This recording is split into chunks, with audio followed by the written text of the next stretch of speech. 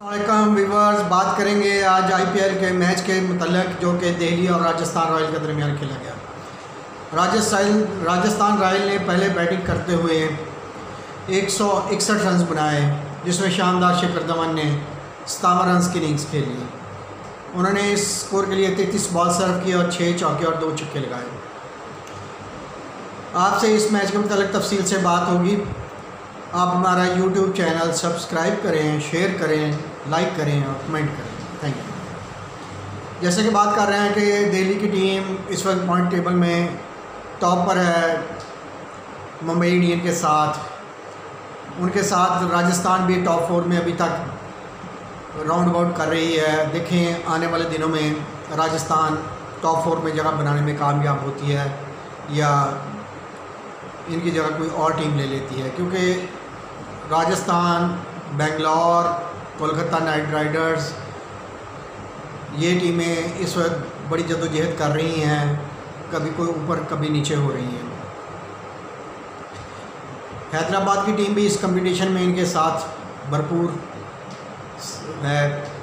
सिर्फ पंजाब की टीम जो है वो अभी तक सबसे आखिर में है और उसका चांसेस भी अब कोई नहीं है टॉप 4 में जगह बनाने के लिए।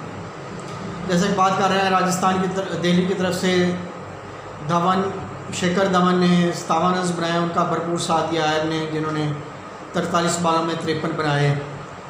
राजस्थान की तरफ से आर्चर ने 4 ओवर्स में 19 रन देकर 2 विकेट आउट किए। इस पूरे टूर्नामेंट में अगर देखा जाए तो आर्चर ने शानदार बॉलिंग का मुजाहरा किया है अभी तक और कम से कम रन देकर विकेटें हासिल की हैं। उनका अभी तक तो भरपूर साथ देने वाला बॉलर इंडिया की तरफ से जो उनकी टीम है राजस्थान, वो नहीं आ सके। राजस्थान की तरफ से बेन स्टोक्स 35 बॉलों में 41 रन और थप्पा 32 रन बना सके, मगर वो रन चेज में 13 रन से इस मैच में हार गए। उनके यशवंत जो हैं उन्होंने 4 ओवर्स में 17 रन देकर 1 विकेट हासिल की। इंतहाई दिलचस्प मैच रहा। बेन स्टोक्स के आने के बाद परफॉर्मेंस बेहतर होनी शुरू हो गई है।